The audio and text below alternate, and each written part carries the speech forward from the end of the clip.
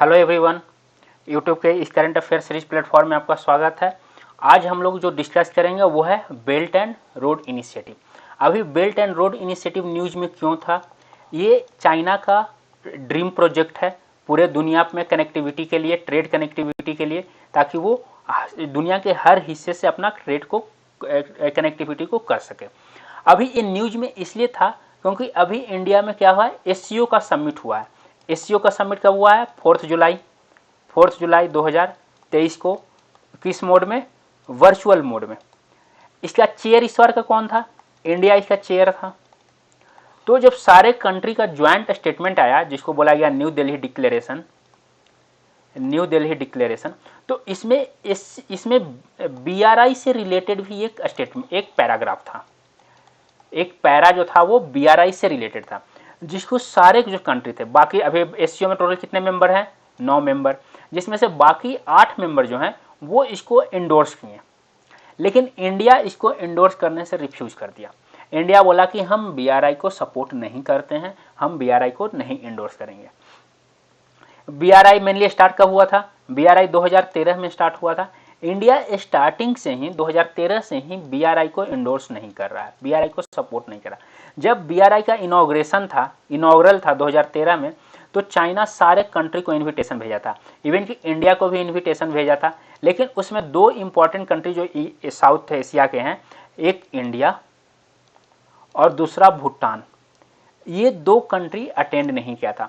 उसमें भी चाइना बहुत अगेंस्ट में हुआ था कि इंडिया आखिर चाहता क्या है, हम इंडिया से हर तरह के बात करने के लिए तैयार हैं, वो जो भी डिस्कशन करना चाहता है करे और वो बीआरआई का हिस्सा बने। क्योंकि चाइना को पता है, एक बात चाइना को पता है कि जब तक इंडिया बीआरआई का पार्ट नहीं बनेगा, बीआरआई कंप्लीटली सक्सेसफुल नहीं होगा।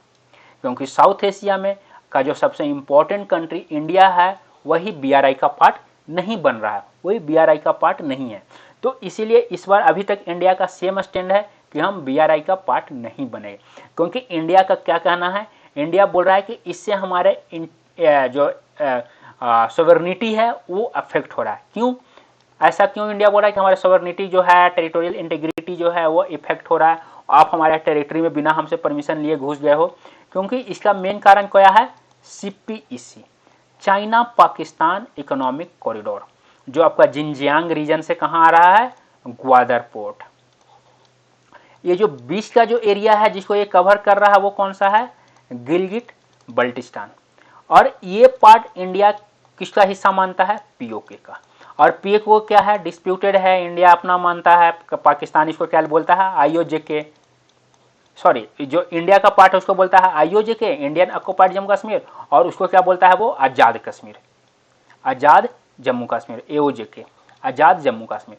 तो ये, और इंडिया उसको क्या बोलता है? पीओके, पाकिस्तान ऑक्युपाइड कश्मीर, और ये वहाँ पे डिस्प्यूटेड है। तो यही इंडिया का कहना था कि आप सीपीईसी का जो प्रोजेक्ट है इसको आप गिलगिट बल्तिस्तान से मत करो, क्योंकि ये क्या है? ये डिस्प्यूटेड है, ये हमारा है, हम आपको परमिशन नहीं दे रहे हैं, आप यहाँ से जा रहे हो, मतलब आप इनडायरेक्टली एक बोल रहे हो, इनडायरेक्टली आप ये सपोर्ट कर रहे हो कि ये एरिया पाकिस्तान का है। तो ये हम नहीं मानेंगे, ये एक्सेप्टेबल हमारे लिए नहीं है। अगर हम बीआरआई का हिस्सा लेते हैं, अगर हम बीआरआई के पार्ट बन जाते हैं, और अगर हम सीपीईसी को ही सपोर्ट करते हैं, तो ऑब्वियस सी बात है, इसका मतलब ये होगा कि हम पीओके को अपना हिस्सा नहीं मान रहे हैं, पीओके को पाकिस्तान का समझ रहे हैं। तो ये सब के कारण इंडिया इसका हिस्सा नहीं बना था, इंडिया बीआरआई में सपोर्ट नहीं किया, और ये अभी तक इंडिया का सेम स्टैंड है, अभी भी इंडिया का सेम स्टैंड है।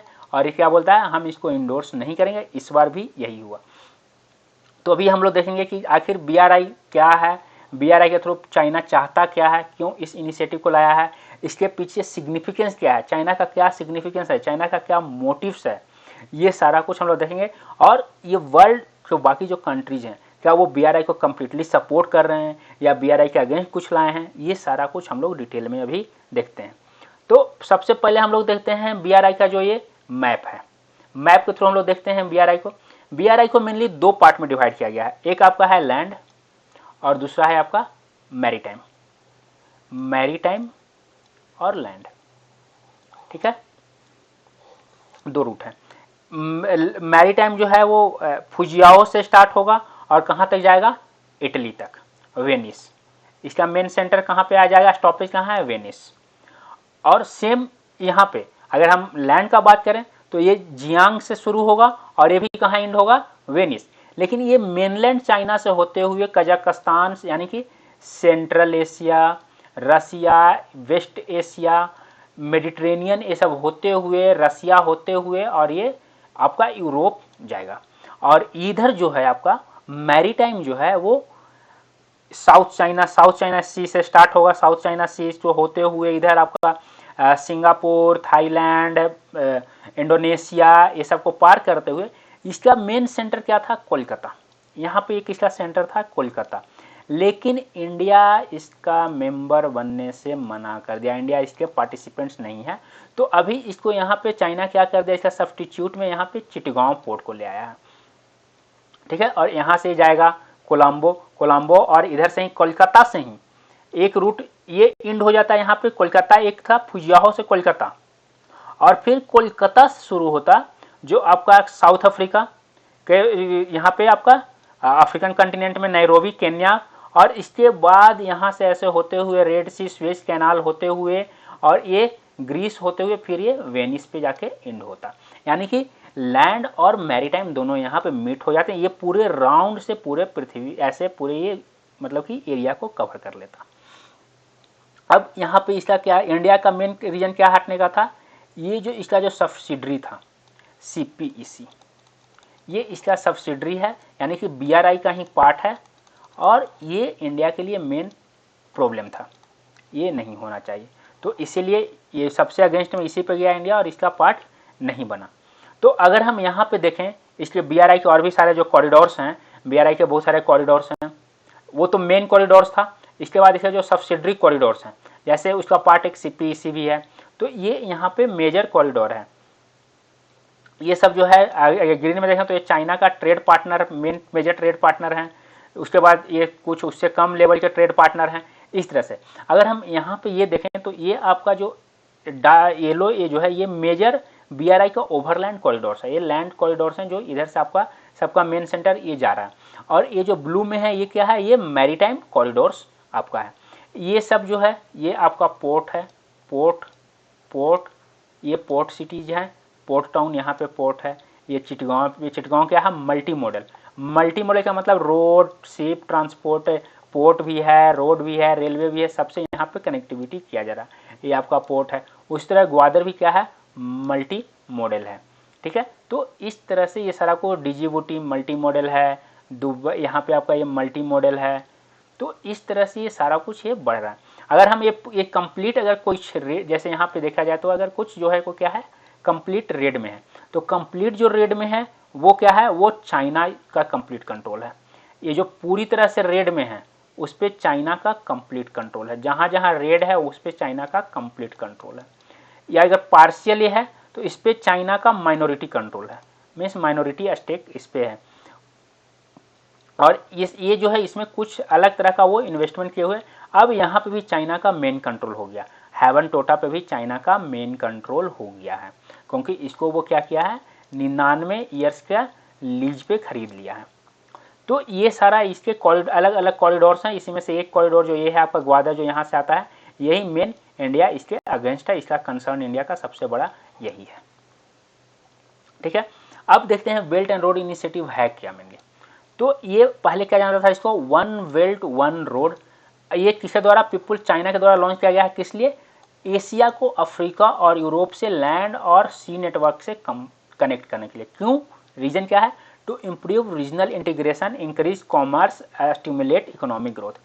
चाइना का कहना है कि अगर हम एशिया को अफ्रीका और यूरोप से कनेक्ट कर रहे हैं तो इसमें सिर्फ मेरा फायदा नहीं है, जितने कंट्री कनेक्ट हो रहे हैं, जितने रूट्स आ रहे हैं, सबको फायदा है, सब उससे ट्रेड करेगा, तो सब इसमें आकर जुड़ जाओ। लेकिन ये तो हम देखने में तो ऐसा लग रहा है, रियल में हाँ बहुत अच्छा है, चाइना ऐसा बोला है हमको, आप बना बनाया रोड मिल जाएगा, चाइनीज इन्वेस्टमेंट। लेकिन इसके पीछे जो चाइना का मकसद हो क्या है, वो डेप्थ ट्रैप पॉलिसी जो चाइना का होता है, डेप्थ ट्रैप पॉलिसी। और दूसरा Chinese hegemony, Chinese hegemony, China अपना हेजेमनी स्थापित करना चाहता है। उसका डेप्थ ट्रैप पॉलिसी जो है, ये सब हम लोग देखेंगे क्या है डेप्थ ट्रैप पॉलिसी, ये सारा कुछ। चाइना का ये क्या है, ग्लोबल इंफ्रा डेवलपमेंट स्ट्रेटेजी है। इसको चाइना 2013 में अडॉप्ट किया था, किस लिए, ताकि 150 कंट्री और इंटरनेशनल ऑर्गेनाइजेशन को, वो सभी कंट्री को बोला जाएगा 150 के बोले कि आप लोग भी इसमें इन्वेस्ट करो। इंटरनेशनल ऑर्गेनाइजेशन जैसे वर्ल्ड बैंक हो गया, आपका AIIB हो गया, एशिया इंफ्रास्ट्रक्चर इन्वेस्टमेंट बैंक हो गया, न्यू डेवलपमेंट बैंक हो गया, एशियन डेवलपमेंट बैंक हो गया, ये सबको बोला कि आप लोग भी इसमें इन्वेस्ट करो। ये पूरे वर्ल्ड की कनेक्टिविटी, इंटीग्रेशन सबके लिए, ये फायदे के लिए है, इसलिए सब इसमें आप लोग सारे लोग इसमें क्या करो, इन्वेस्ट करो। इसमें लगभग 100 से ज़्यादा कंट्री जो है वो एग्रीमेंट को साइन किए हैं चाइना के साथ कि वो कोऑपरेट करेंगे BR प्रोजेक्ट के लिए, जैसे कि रेलवे हुआ, पोर्ट हुआ, हाईवेज हुआ और अदर इंफ्रा हुआ, ये सब को वो क्या करेंगे, कोऑपरेट करेंगे और वो इसमें इन्वेस्ट करेंगे। इसके मेनली 5 काइंड्स ऑफ एक्टिविटीज़ है। BRI में मेनली क्या किया गया है, इसमें 5 तरह के एक्टिविटीज़ को सेंटर में रखा गया। पहला क्या है, पॉलिसी कोऑर्डिनेशन, यानी कि आपस में पॉलिसी को कोऑर्डिनेट करेंगे। सब कंट्री लगभग एक तरह का पॉलिसी बनाएंगे ताकि सब में अच्छे से ज़्यादा ट्रेड हो, ज़्यादा इन्वेस्टमेंट हो, इस तरह को ज़्यादा डेवलपमेंट हो।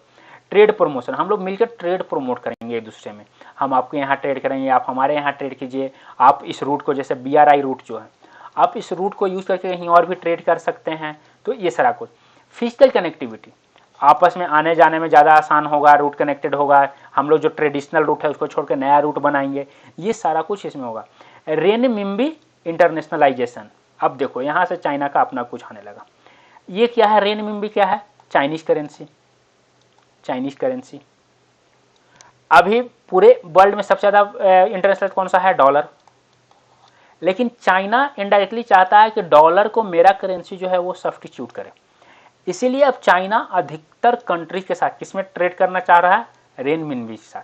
तो इसीलिए इसको वो क्या कर रहा है, इंटरनेशनलाइज करना चाह रहा है, इसका वो डॉलर के लेवल में लाना चाह रहा है, पैरेलल लाना चाह रहा है, ये है। और अगला इसका क्या मोटो है, people to people connect, means इसको क्या बोलेंगे, जो diplomacy, soft power diplomacy, soft power diplomacy भी, कि आपस में पीपुल से पीपुल जुड़ेंगे, कनेक्टिविटी अच्छा होगा। तो ये सारा कुछ चाइना यहाँ पे चाहता है। अगर हम रूट देखें, belt, Chinese belt and road initiative का मेन जो रूट है, तो मेनली 3 रूट में इसको डिवाइड किया गया। इसका मेजर 3 रूट्स है। पहला क्या है, new silk road economic belt, इसको आप लैंड रूट भी बोल सकते हो। लैंड रूट जो है ये आपका क्या है, इन्वेस्टमेंट हब है north of China, reaching out to Eurasia including link via Myanmar to India. ये यूरेशिया जा रहा है, जैसे अगर हम इसमें देखें तो ये आपका यहाँ से ये यूरेशिया जा रहा है, ठीक है, यूरेशिया की तरफ जा रहा है। और लेकिन यहीं से एक और म्यांमार, यहीं से एक और कनेक्टिविटी इसका क्या है, म्यांमार के थ्रू वो इंडिया में भी कनेक्ट होना चाहता है। कनेक्टिविटी एक इसका इंडिया की तरफ भी म्यांमार के थ्रू ये करना चाहता है। जैसे यहाँ से जो आ रहा है ना, तो यहाँ से ये ऐसे इंडिया की तरफ भी कनेक्टिविटी बढ़ाना चाह रहा है। तो ये एक हुआ, ठीक है। दूसरा क्या है, मैरीटाइम, मैरीटाइम सिल्क रोड, ये साउथ चाइना सी से स्टार्ट होगा, आपका Indo China, south east Asia और इंडियन ओशन के थ्रू अफ्रीका और यूरोप को ये जाएगा। जैसे ये आपका ये जो रूट है, यहाँ से ये स्टार्ट हो रहा है और ये आपका इधर से होते हुए इंडियन ओशन से होते हुए ऐसे ये आपका यूरोप जा रहा है। तो ये 2 मेजर इसके रूट्स हैं।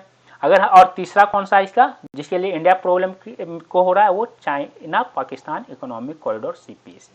ये 3000 किलोमीटर लंबा इंफ्रास्ट्रक्चर प्रोजेक्ट है, जो कि चाइना के जिनजियांग रीजन जो है, उइगर ऑटोनोमस रीजन जिनजियांग, जहाँ पे उइगर्स मुस्लिम्स जो हैं वो रहते हैं, उसको किससे कनेक्ट करेगा, गवादर पोर्ट जो है western province of Balochistan Pakistan में, इससे ये कनेक्ट करेगा।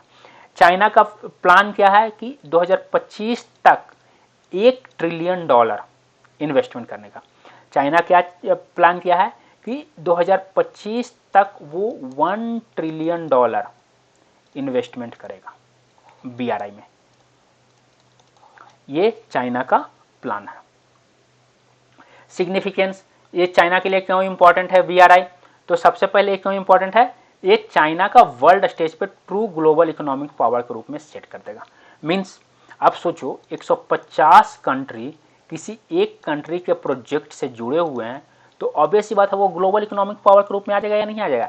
यानी कि अभी जो जहाँ पे वेस्ट का दबदबा चल रहा है, US का दबदबा चल रहा है, वहाँ पे कौन आ जाएगा, नया चाइना। ये इसका सबसे बड़ा मोटिव है। दूसरा क्या है, ये नया मार्केट इस्टेब्लिश करना चाहता है जहाँ पे क्या हो, चाइनाज मैसिव मैन्युफैक्चरिंग सेक्टर, जहाँ पे चाइनीज मैन्युफैक्चरिंग सेक्टर हो, चाइनीज कंपनी हो, चाइनीज प्रोडक्ट हो। क्योंकि ये मेनली क्या, जैसे अगर हम कॉलोनियलिज्म को देखें, हम लोग कॉलोनियलिज्म जो पढ़ते हैं, कॉलोनी जो पढ़ते हैं, उसमें क्या था, कॉलोनीज क्यों था, अब वहाँ का जो गुड्स जो बने थे उसको वहाँ वो उसके लिए नया मार्केट की तलाश में वो कर रहे थे। यहाँ पे भी सेम चाइना वही चाहता है कि उसका जो मैन्युफैक्चरिंग सेक्टर जो है उसके लिए नया मार्केट मिले, क्योंकि चाइना का मैन्युफैक्चरिंग जो है, चाइनीज प्रोडक्ट्स जो हैं बहुत सस्ते होते हैं, वहाँ पे बहुत ज़्यादा मैन्युफैक्चरिंग, तो ये वहाँ पे डंप करना चाहता है अपना जो मैन्युफैक्चरिंग प्रोडक्ट है, वो वहाँ पे डंप करने के लिए इसको नया मार्केट चाहिए। तो इसी का अपने मार्केट के लिए जो इसको रूट चाहिए, इसको अपना रूट को ये वर्ल्ड इंफ्रा का नाम दे रहा है और पूरे दुनिया को बोल रहा है कि आप इन्वेस्टमेंट करो, आप रोड बनाओ, रूट बनाओ और इसमें सबको फायदा होगा। लेकिन मेन मोटिव क्या है, चाइना अपना गुड्स जो है वो वहाँ पे डंप करना चाहता है। ये और क्या करेगा, चाइना को मैरीटाइम पावर कहाँ पे, साउथ चाइना सी और इंडियन ओशियन में। अब देखो इंडियन ओशियन का बात कुछ ऐसा है कि बोला गया है कि जो इंडियन ओशियन जो है, जो वाटर पे रूल करेगा वो दुनिया पे रूल करेगा, और उसमें भी इंडियन ओशियन एक बहुत इंपॉर्टेंट पार्ट हो जाता है। अभी इंडियन ओशियन में किसका दबदबा चलता है, इंडियन ओशियन में इंडिया चाहे बोलता है कि हम इंडियन ओशियन का मेन पावर है। चाइना चाहता है कि इंडियन ओशियन को हम कंट्रोल करें, इंडिया चाहता है इंडियन ओशियन को हम कंट्रोल करें। अब अगर यहाँ पे ये बीआरआई को सपोर्ट, बीआरआई सक्सेसफुल हो जाता है, तो ऑब्वियस सी बात है साउथ चाइना सी और इंडियन ओशियन पे कौन रूल करेगा, चाइना। चाइना वहाँ पे रूट पे क्या करेगा, अपना सिक्योरिटी देगा, सारा कुछ करेगा। अभी इंडियन ओशियन में कौन मेन सिक्योरिटी प्रोवाइडर कौन है, इंडिया। इंडिया का कौन सा प्रोजेक्ट है, इंडिया का प्रोजेक्ट है कौन सा, Sagar, security and growth for all in the region. Sagar project के थ्रू इंडिया क्या बोलता है कि इंडियन ओशियन में नेट सिक्योरिटी प्रोवाइडर हम हैं। नेट सिक्योरिटी प्रोवाइडर कौन है, हम हैं। जैसे और भी इंडिया का कुछ प्रोजेक्ट है, जैसे प्रोजेक्ट मौसम है, और इंडिया चाहे बाहर पोर्ट कर रहा है, ये सारा कुछ। तो ये यहाँ पे मेन इशू आ जा रहा है। दूसरा क्या है, चाइना अपना जो फाइनेंशियल इंस्टीट्यूशन है, जो Chinese led AIIB, Asian infrastructure investment bank, जिसका कि पार्ट इंडिया भी है, जिसका कि शेयर होल्डर इंडिया भी है, लेकिन इसका सबसे ज़्यादा इसमें शेयर किसका है, चाइना का। तो चाइना इसको प्रमोट करना चाहता है। जैसे अभी अगर हम बात करें वर्ल्ड बैंक का, तो ये क्या है, यूएस लेड, यूएस का दबदबा यहाँ पे चलता है। IMF यूएस का दबदबा है। तो अब इसी तरह चाइना को अगर वर्ल्ड पावर बनना है, वर्ल्ड इकोनॉमिक पावर बनना है, तो उसको कोई एक अपना सेंटर्ड इकोनॉमिक जो इंस्टीट्यूशन है उसको प्रमोट करना होगा। तो यही यहाँ पे AIIB को वो प्रमोट कर रहा है।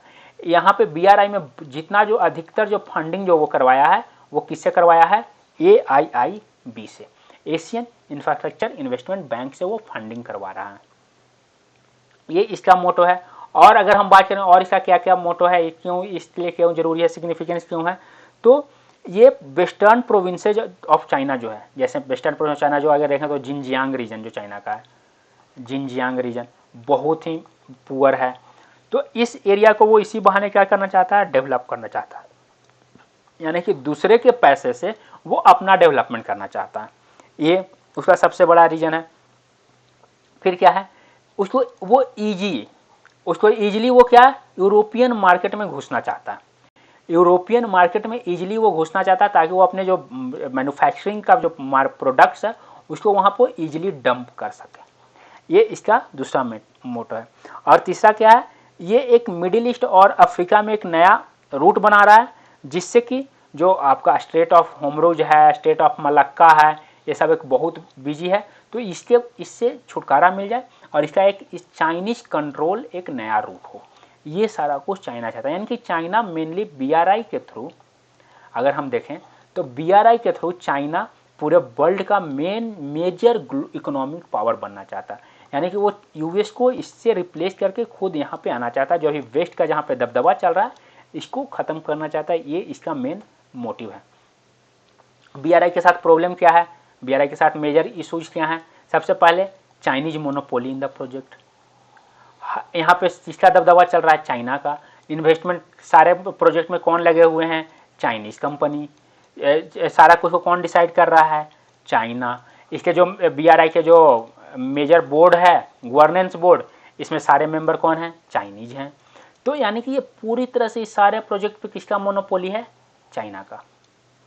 Increase corruption, reduce competition.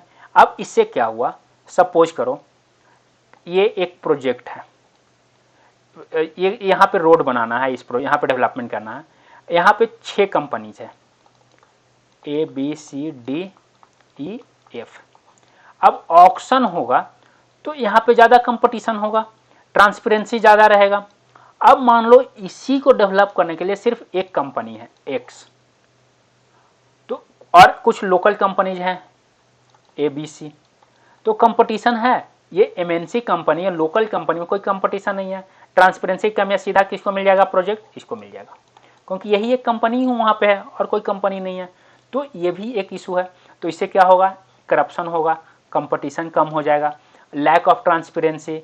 इससे क्या है? ट्रांसपेरेंसी की बहुत कमी है। अब BRI में का जो बोर्ड ऑफ गवर्नेंस है उसमें सारे चाइनीज ही हैं, सारा प्रोजेक्ट आपका चाइनीज कंट्रोल है, तो इस पर ट्रांसपेरेंसी हो सकता है? लैक ऑफ ट्रांसपेरेंसी है।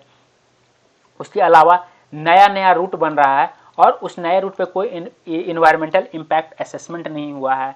आप जैसे ग्वादर से ही जो नया पोर्ट बन रहा है, ग्वादर से जो नया कनेक्टिविटी हो रहा है CPEC का, तो पूरी तरह से जो बलूचिस्तान का एरिया है, गिलगित बल्टिस्तान का एरिया, वहाँ पे सारे पेड़ सब काटे जा रहे हैं, जंगल खत्म, तो इससे इन्वायरमेंटल कंसर्न हो रहा है। अब आप नया सी रूट बनाओगे नए तरह से, तो वहाँ पे जो मैरीटाइम जो फ्लोरा एंड फौना है वो इम्पैक्ट होगा नहीं होगा, तो इससे इन्वायरमेंटल कंसर्न होगा। ठीक है। और उसके बाद ये एक क्या है, ये टोटल फेलुअर हो रहा है, BRI अब सक्सेस नहीं हो रहा, क्योंकि अगर हम इसका बात देखें तो ये क्या है, BRI मेनली क्या है, चाइना का इसमें क्या बोलता है, जैसे देखो यह वर्ल्ड में दो देश हैं मेन जो अभी पूरे दुनिया पे राज करना चाहते हैं। एक है आपका US, एक है US और दूसरा है चाइना। US क्या है, कैपिटलिस्ट। चाइना क्या है, अगर इसको बोला जाए तो ये लेफ्टिस्ट है, कम्युनिस्ट है, लेफ्टिस्ट कम्युनिस्ट। ठीक है। US कहीं भी जाता है तो क्या करता है, अटैक करेगा, डेमोक्रेसी का धावा बोलेगा कि आपके यहाँ डेमोक्रेसी कोलैप्स हो गया है, हम डेमोक्रेसी को इस्टेब्लिश करेंगे, ये करता है। यानी कि डेमोक्रेसी, आर्मी अटैक करेगा, इसको पैसा का कोई दिक्कत नहीं। चाइना क्या करता है, चाइना एक स्वीट पॉइजन की तरह काम करता है, इसको क्या बोलेंगे, स्वीट पॉइजन। ये क्या करता है, ये बोलेगा कि हम आपके यहाँ डेवलपमेंट करेंगे, हम आपके यहाँ कंट्रोल कुछ नहीं करेंगे, सब कुछ आपका है, हम आपके यहाँ धावा नहीं बोलेंगे, हम आपके यहाँ अपने आर्मी को नहीं बुलाएंगे, हम आपके यहाँ डेवलपमेंट करेंगे। हम आपको डेवलपमेंट के लिए क्या देंगे, लोन देंगे, पैसा देंगे, आप डेवलप करो। मान लो BRI का ही प्रोजेक्ट है, BRI से मैं मान लो श्रीलंका BRI का हिस्सा था। ठीक है। अब श्रीलंका को बोला कि तुम डेवलपमेंट करो, हम इन्वेस्टमेंट करेंगे तुम्हारे यहाँ, लेकिन इन्वेस्टमेंट हम करेंगे, पैसा हम देंगे, लेकिन जो पैसा हम देंगे वो पैसा जो तुम इन्वेस्ट करोगे, उस पैसे को तुम टेंडर दोगे डेवलपमेंट के लिए, जो प्रोजेक्ट होगा वो प्रोजेक्ट आप सिर्फ चाइनीज कंपनी को ही दोगे, चाइनीज कंपनी को ही दोगे, आप वहां के लोकल कंपनी को नहीं दे सकते हो। अब सोचो, चाइना पैसा दिया, वापस चाइना ले लिया, बेचारा इसके पास क्या बचा, ये तो कर्ज में ही डूबा रहा, डेब्ट ट्रैप पॉलिसी में फंसा या नहीं फंसा, कर्ज में विस्किया साइकिल में फंस गया। और अब क्या बोलेगा, अब इसके पास पैसा तो है नहीं, अब बोलेगा कि तुम्हारे पास तो पैसा है नहीं, तुम अपना जमीन कुछ साल के लिए मेरे नाम कर दो। जैसे कि श्रीलंका हैवनटोटा पोर्ट को चाइना के नाम 99 साल के लिए कर दिया, ये कंडीशन है। अभी आप देख रहे हो श्रीलंका में कैसे हुआ है, श्रीलंका में जो कोलैप्स हुआ, कैसे कोलैप्स हुआ श्रीलंका का इकोनॉमी, वो आप सब लोग देखते हो, ये चाइना का मेजर चीज है। इसी सब कारण चाइना का जो BRI प्रोजेक्ट है फेलुअर। जैसे एक और एग्जाम्पल हम देखें तो मालदीव का भी सेम कंडीशन होता है श्रीलंका की तरह, अगर वहां पे सही टाइम पे गवर्नमेंट चेंज नहीं होता। मालदीव में गवर्नमेंट चेंज हुआ और इंडिया वहां बहुत लोन दिया और वो कोलैप्स होने से बच गया। अभी आप पाकिस्तान का देखो, पाकिस्तान का CPEC $46 बिलियन का प्रोजेक्ट स्टार्ट हुआ था, अभी ये $64 बिलियन पे पहुंच चुका है। पाकिस्तान $3 बिलियन का लोन लेने के लिए IMF के आगे पीछे पिछले 1 साल से चल रहा है, और वो बताओ $64 बिलियन का कर्जा चाइना को कहां से देगा। चाइना $64 बिलियन जो इस प्रोजेक्ट पे लगा रहा है, अब चाइना इतना पागल तो है नहीं कि वैसे ही $64 बिलियन लगा देगा। तो ये कितने बड़े डेब्ट ट्रैप पॉलिसी में फंस रहा है, कोई अंदाजा भी लगा सकता है इसका। तो ये मेजर इश्यूज हैं BRI के साथ, यानी कि ये क्या है, ट्रस्टेड नहीं है, ट्रस्ट नहीं है। सबसे बड़ी बात यहाँ पे ये नहीं, जैसे US का क्या होता है, वो आया, अटैक किया, डेमोक्रेसी के नाम पे कुछ दिन रहा, उसके बाद वो चला गया। ये आपका जमीन हड़प लेगा, आपके ऊपर कंट्रोल कंप्लीटली करेगा, यानी कि एक तरह से आपको क्या बनेगा, यानी कि अगर हम बोलें तो ये क्या होगा, नियो कॉलोनियलिज्म की तरह ये कर देगा चाइना। तो ये सबसे बड़ा इशू है BRI के साथ, ठीक है, जैसे यहाँ पे कर रहा है। तो इसी तरह बहुत सारे कंट्री जो हैं वो अब इससे पीछे हट रहे हैं। तो BRI जो है वो फेलुअर, अभी BRI को फेलुअर के रूप में बोला जा रहा है कि BRI जो है वो क्या हो गया है, फेल हो गया। जैसे CPEC का ही बात करो, CPEC अभी तक 30% भी कंप्लीट नहीं हुआ, क्योंकि सबसे बड़ा रीजन क्या है, पाकिस्तान में रेडिकलिज्म बहुत तेजी से बढ़ रहा है, वहाँ पे वो लोग जल्दी मानते नहीं हैं। तो ये सारा इशू हो रहा है, बहुत सारे कंट्री जो है उनका मोह भंग हो रहा है, अफगानिस्तान में तालिबान आ गया। तो ये सारा बहुत कुछ इशू है, ये सब के कारण ये, और जो इसका जो डेब्ट ट्रैप पॉलिसी है, जिससे बहुत सारे कंट्री जैसे म्यांमार बहुत जल्दी संभल गया, बस ये थोड़ा सा सिटवे पोर्ट जो है वो दिया, लेकिन सिटवे पोर्ट को इंडिया को भी डेवलपमेंट के लिए दे दिया कि इंडिया भी डेवलप करेगा और चाइना भी डेवलप करेगा। इस तरह से बांग्लादेश भी आते आते बच गया, सिर्फ वो चिटगांव पोर्ट अभी दिया है डेवलप करने के लिए। तो इस तरह से बहुत कुछ है जो यहाँ पे, ये क्या है, BRI एक फेलुअर की तरह है, क्योंकि इसका सबसे बड़ा रीजन क्या है, डेब्ट ट्रैप, चाइना का डेब्ट ट्रैप पॉलिसी। वो एक्चुअली अपना दबदबा बनाना चाहता है, चाइना क्या करना चाहता है, अपना दबदबा बनाना चाहता है पूरे वर्ल्ड पे, और वो सबको अपने कंट्रोल में रखना चाहता है। जैसे डिजिबूटी में ही, वो डिजिबूटी को लगभग अपने कंट्रोल में किए हुए, वहां पे इतना पैसा दे दिया। अब अफ्रीकन कंट्रीज है, अंडर डेवलप कंट्री है, LDC में है, लो डेवलप कंट्रीज हैं, अब वहाँ पे खूब पैसा लगा दिया। उन लोगों को लगा अरे भैया ये तो बहुत डेवलपमेंट कर रहा है, लेकिन बाद में पता चला कि ओहो हो, ये तो मेरा पूरा ज़मीन ही हड़प रहा है। तो वो बाद में पता चल रहा मेजर जो इसका, इसीलिए अब क्या है, 2013 में ये प्रोजेक्ट स्टार्ट हुआ था, 2023 आ गया, 10 साल आ गया, लेकिन BRI पे मेजर बहुत ज़्यादा सक्सेस नहीं हुआ है, बहुत ज़्यादा सक्सेस। इवन कि इस बार कुछ दिन पहले नेपाल भी अनाउंस कर दिया कि इसका बहुत सारा, नेपाल का जो प्रोजेक्ट जो चाइना जो कर रहा है वो BRI का हिस्सा नहीं है, क्योंकि वो भी समझ गया है श्रीलंका में जो इकोनॉमिक कोलैप्स हुआ, इससे बहुत सारे कंट्री संभल चुके हैं और BRI उतना सक्सेसफुल नहीं हुआ। अब हम बात करते हैं कि इंडिया का क्या कंसर्न है भाई, इंडिया क्यों नहीं इसमें जुड़ रहा है। तो इंडिया का जो सबसे बड़ा कंसर्न है वो क्या है, इंडिया का स्ट्रेटेजिक इंटरेस्ट जो है वो हैम्पर हो रहा है। इंडिया का स्ट्रेटेजिक इंटरेस्ट हैम्पर हो रहा है, क्यों स्ट्रेटेजिक, क्योंकि चाइना पाकिस्तान जो है वो कहाँ से, POK और बलूचिस्तान से क्रॉस कर रहा है, जिसको कि इंडिया अपना हिस्सा मानता है। और इससे क्या होगा, यहीं से सबसे ज़्यादा इंसर्जेंसी होता है, टेररिज्म है, सिक्योरिटी का इशू है, ये सब के कारण ये इंडिया इसके अगेंस्ट में है।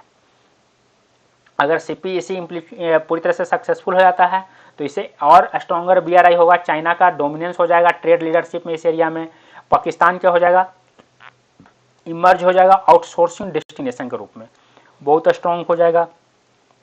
अभी पाकिस्तान कंगाल है जो, तो वो इतना परेशानी कर रहा है, अगर इसके पास पैसा आ जाएगा तो ये और कितना परेशानी करेगा। ट्रेड सी जो है, सी के थ्रू वो कौन कंट्रोल करने लगेगा, चाइना कंट्रोल करने लगेगा। और क्या इसमें हो जाएगा, ये पाकिस्तान ऑक्युपाइड टेरिटरी जो कश्मीर है उससे पास करेगा, और यहाँ पे अब यहाँ पे आता है चाइना का ये स्ट्रिंग ऑफ पल्स का मेजर पार्ट बन जाएगा। अब बताता है कि स्ट्रिंग ऑफ पल्स है क्या, यहाँ पे कोई ऑब्वियस सी बात है, कोई पूछेगा कि स्ट्रिंग ऑफ पल्स क्या है। तो चाइना जो है, चाइना इंडिया को कंट्रोल करने के लिए, इंडिया पे डोमिनेंस लाने के लिए एक पॉलिसी लाया जिसको बोला जाता है स्ट्रिंग ऑफ पल्स, मोतियों का माला, अगर हिंदी में बोलें तो मोतियों का माला। और इस स्ट्रिंग ऑफ पल्स का इंपॉर्टेंट पल्स कौन सा है, लॉकेट जिसको बोलेंगे, जो लॉकेट लटके वो कौन सा है, हेवन टोटा।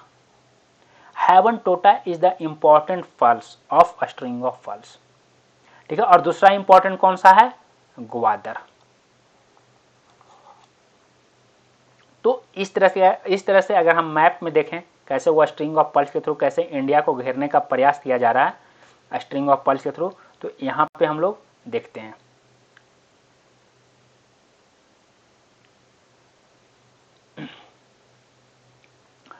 सबसे पहले हेवन टोटा, हेवन टोटा से ग्वादर, पूरा एक कवर हो गया एरिया।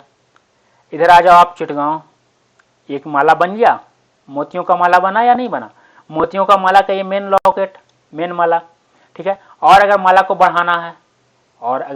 बढ़ाना है तो यहाँ पे भी एक पोर्ट को डेवलप कर रहा है चाइना।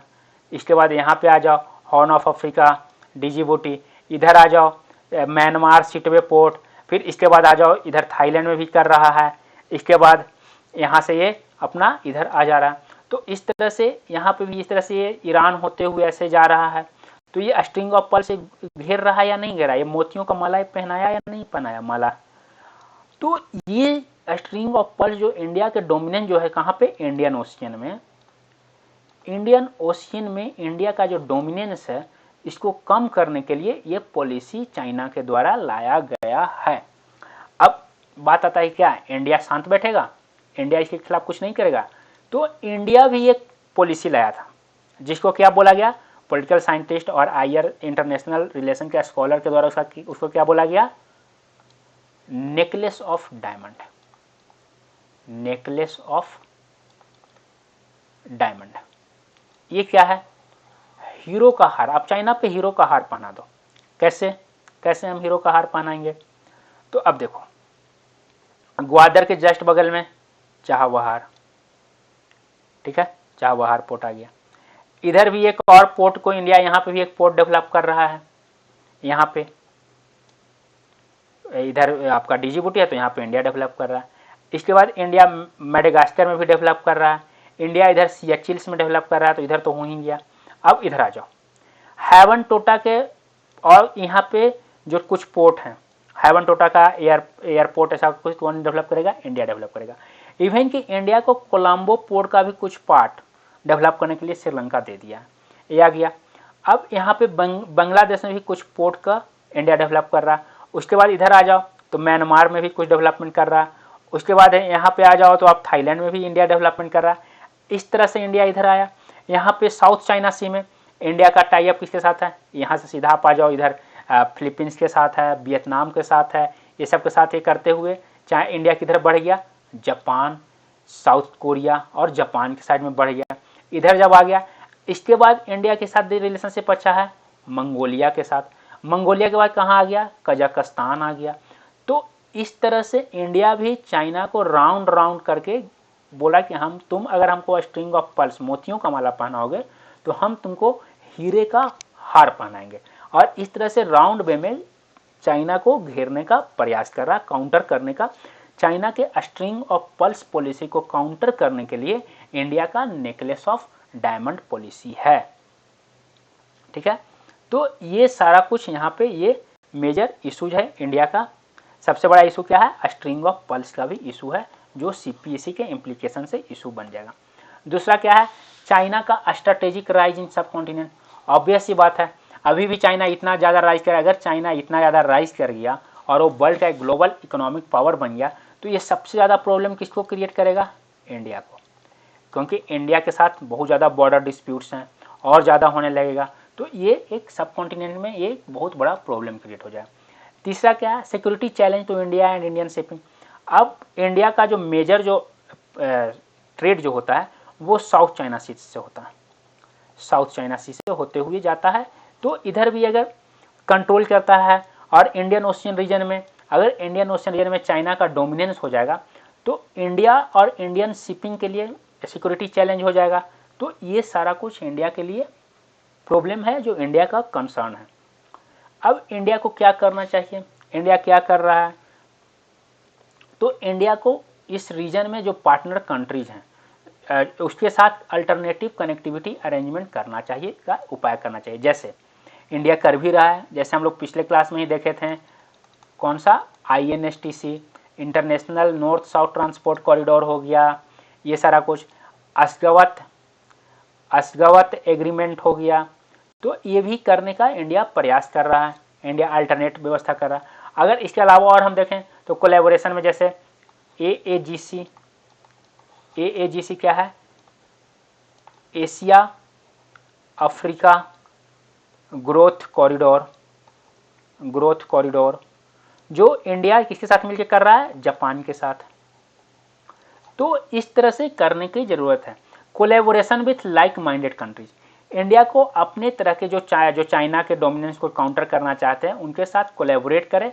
और इंडिया क्या है, act alone in south Asia and larger Indian ocean is limited, क्योंकि इंडिया अकेले साउथ एशिया में और इंडियन ओशन में सब कुछ नहीं कर सकता, इसको किसी का साथ चाहिए। जैसे ऑस्ट्रेलिया का साथ मिल जाए, साउथ अफ्रीका का साथ मिल जाए, ठीक है। तो इस तरह से इसको कुछ कंट्रीज का साथ चाहिए, वहां पे अकेले कुछ नहीं कर सकता, उतना कुछ नहीं, इसके पास लिमिटेड पावर हो जाएगा। यहाँ पे इंडोनेशिया का साथ मिल जाए, तो इंडिया को ये सब जो लाइक माइंडेड कंट्री है उनके साथ कोलैबोरेशन करना होगा और अपने प्रोजेक्ट को आगे बढ़ाना होगा। इंडियन ओशियन में जो क्या है, इंडिया ये उनके कल्चरल वैल्यूज को बढ़ाना होगा। जो इंडियन ओशियन कंट्रीज जो हैं उन सब के साथ इंडिया को कल्चरल वैल्यूज बढ़ाना होगा, उनके साथ इसका अच्छा रिलेशन रखना होगा। इंडिया को अपने नाइबर कंट्री के साथ, इंडिया को अपने नाइबर कंट्रीज के साथ इल्डर ब्रदर अप्रोच अपनाना होगा, ना कि बिग ब्रदर अप्रोच। अगर इंडिया बिग ब्रदर अप्रोच अपनाएगा तो सारे जो कंट्री हैं वो चाइना की तरफ जाएंगे। तो इंडिया को इल्डर ब्रदर अप्रोच अपनाना होगा, ये सारा कुछ इंडिया को करना होगा। और अगर हम BRI के लिए अगर कुछ वर्ल्ड लेवल पे देखें कि वर्ल्ड लेवल पे BRI के लिए क्या हो रहा है, जैसे तो G7 कंट्रीज क्या लाए थे, B3W। ये क्या है, बिल्ड बैक बेटर वर्ल्ड। ये कब आया था, ये आपका कोविड का जब इम्पैक्ट हुआ था, कोविड इम्पैक्ट, तो उस समय सबको चाइनीज डोमिनेंस का रियलिटी पता चला था। कब, जब हमारा ग्लोबल सप्लाई चेन जो था वो पता चला कि तो चाइना सेंट्रिक है ग्लोबल सप्लाई चेन। तो इसके अगेंस्ट में इसकी, और चाइना जो था इसमें अपना मनमानी किया, इवन कि कोविड को चाइनीज वायरस कोई बोलता था तो उस पर वो अपना दबदबा दिखाता था। तो ये सारा इशू के लिए यहाँ पे G7 के द्वारा ये सबसे पहले लाया गया है क्या, B3W, build back better world. ये किसके लिए मेनली है, इंफ्रास्ट्रक्चर के लिए। दूसरा क्या है, ब्लू डॉट नेटवर्क। ये किसके द्वारा लाया गया है, ये 3 कंट्री मिलकर लाए हैं, कौन कौन, US, जापान एंड ऑस्ट्रेलिया। ये भी किस लिए है, ग्लोबल इंफ्रा डेवलपमेंट।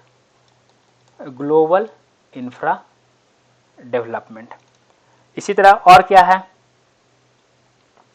इसमें, और ये कहां पे लाया, कब आया है, 2019 में लाया गया था, कहां पे, थाईलैंड में इसको लाया गया। इसके अलावा यूरोपियन यूनियन क्या लाया है, ग्लोबल गेटवे। ये भी क्या है, इंफ्रा के लिए, इंफ्रा डेवलपमेंट के लिए। अब अगर हम ग्लोबल सप्लाई चेन का बात करें तो इंडिया, ऑस्ट्रेलिया और जापान तीनों मिलकर क्या इनिशिएटिव स्टार्ट किए हैं, global supply chain resilience initiative, ताकि सप्लाई चेन रेजिलियंस जो है वो ज़्यादा, वो क्या है, उसका उस पर किसी का मोनोपोली ना हो, ये यूनिपोलर ना होकर क्या हो, मल्टीपोलर हो, ताकि कभी कुछ ऐसा हो तो कोई एक कंट्री अपना दबदबा उस पर ना बना सके। उसी तरह फिर और क्या है, AAGC, Asia Africa growth corridor. इसमें और BRI में मेजर डिफरेंस क्या है, ये भी BRI के तर्ज पे ही लाया गया, लेकिन दोनों में मेजर डिफरेंस क्या है। BRI में क्या होता है, चाइना पैसा देगा और चाइनीज कंपनी को ही आपको इन्वेस्टमेंट के लिए टेंडर देना होगा। AAGC में क्या है, ये ट्रस्ट पे है। यहाँ पे क्या बोला गया, जापान और इंडिया क्या बोला, हम आपको पैसा देंगे, आपको जैसे डेवलपमेंट करने का मन है आप करो, कोई जरूरी नहीं है कि आप जापानीज या इंडियन कंपनी को ही पैसा टेंडर दो, डेवलपमेंट के लिए सारा काम दो। तो ये बहुत सारे कुछ चीज़ जो हैं जो चाइना के BRI को काउंटर करने के लिए लाया गया है, और इसमें इंडिया जो है वो बहुत सारे चीज़ों में लीडरशिप का रोल निभा रहा है। ऑब्वियस सी बात है, इंडिया को इसके लिए बहुत ज़रूरी है। तो आई होप कि आप लोग को BRI पूरे अच्छे से समझ में आ गया होगा, सारा कुछ क्लियर हो गया होगा, इसमें क्या इम्पैक्ट है, चाइना का क्या सिग्निफिकेंस है, चाइना के लिए क्यों ज़रूरी है, ये क्यों अभी फेलुअर की तरफ बढ़ रहा है, इंडिया इसमें क्यों पार्टिसिपेट नहीं किया, इसको काउंटर करने के लिए वर्ल्ड के और कंट्रीज क्या कर रहे हैं, ये सारा कुछ हम लोग अच्छे से डील कर दिए। आई होप आप लोग को ये पूरी तरह से समझ में आ गया होगा। तो आज के लिए इतना, यहीं पे हम एंड करते हैं। अगले क्लास में हम फिर से एक नया टॉपिक लेकर आएंगे। Okay, thanks.